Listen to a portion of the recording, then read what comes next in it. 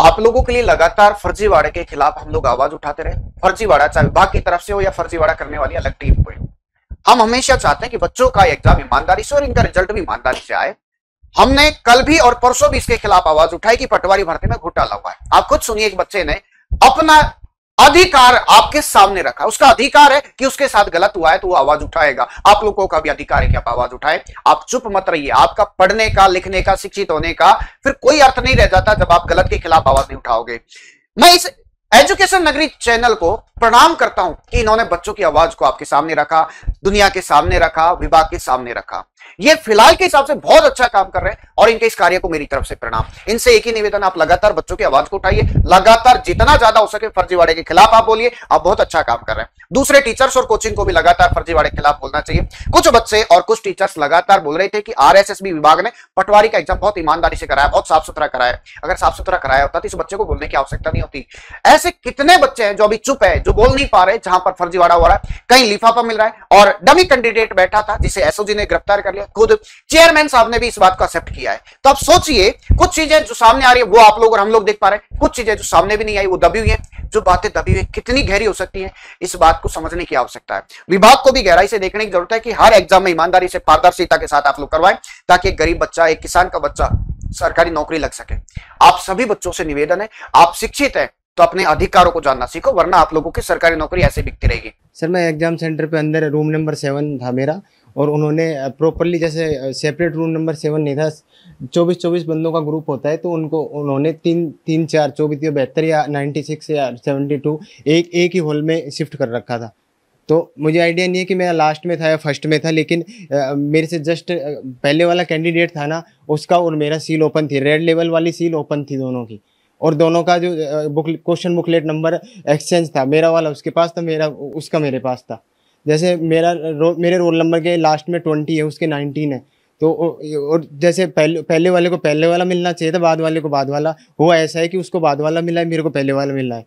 जैसे question booklet में मेरे को 29 मिला है, उसको 30 मिला है क्वेश्चन बुकलेट का। हाँ ऐसा हुआ, जबकि होना इसका उल्टा होना चाहिए था।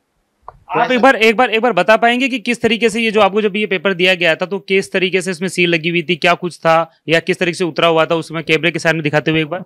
सर ये पेपर जैसा अब है आपके सामने, ऐसा कैसा पहले था, इसमें कोई एक्सचेंज नहीं हुआ। जैसे ये सील अब टूटी हुई ऐसे कैसे पहले थी, ये सील इसको ओपन करके अनपैक करके और इसको ऐसे दबाया गया था अंदर की साइड, तो और इसमें बैक साइड में कोई सील नहीं लगी हुई है।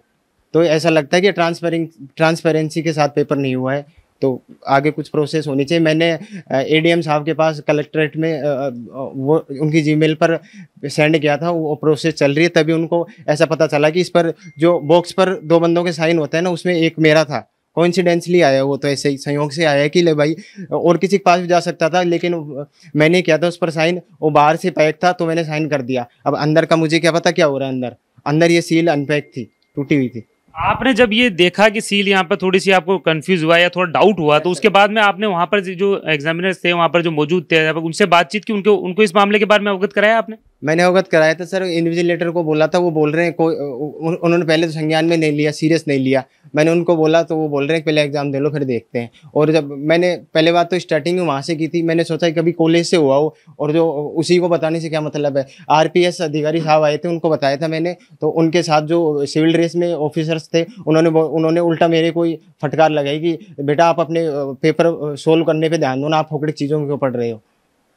तो आपको क्या लगा शुरुआती दौर में जिस तरीके से आपने पेपर देखा, क्योंकि देखिए अभी जो कई मामले सामने आ चुके पेपर लीक के भी, और जिस घटनाएं बढ़ती जा रही है, अभ्यर्थी भी लगातार अपनी बात कहते हैं, क्या लगा आपको कि जैसे आपने ये पूरा देखा कि पेपर में कोई ना कोई सील यहाँ पर उतरी हुई नजर आई है आपको, और जिस तरीके से आपको जो कोऑपरेट है वो यहाँ पर नहीं किया गया?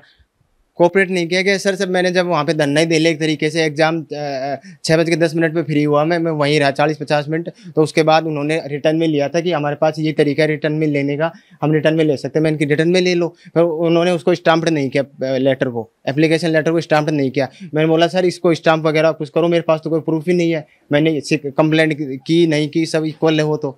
तो उन्होंने बोल रहे कि नहीं बेटे ऐसे होता है, और बाकी जो प्रूफ है वो वीडियोग्राफी चल रही है, आगे अगर कोई इशू रेज होता है तो हम ये वीडियोग्राफी प्रूफ है इसका। इसके बाद में आपने अब जिस तरीके से बताया कि पूरा मामला सामने आया, तो आपने जो शिकायत है वो यहाँ पर की, किसको शिकायत दी है? कोई एप्लीकेशन पे आप लिखी, वो भी एक बार कैमरे के सामने दिखाएंगे किस तरीके से आपने जो बताया है? इसके बाद मैंने तो वहाँ पे तो सेंटर पे तो केंद्राध्यक्ष को दी थी, मेन रूम में डायरेक्टर को। और इसके बाद मैंने यहाँ पे दुर्गापुरा जाके आया हूँ, यहाँ पे दी थी। और यहाँ पे उनकी वेबसाइट है PG.वाली, उस पर डाली है और ADM साहब को दी थी।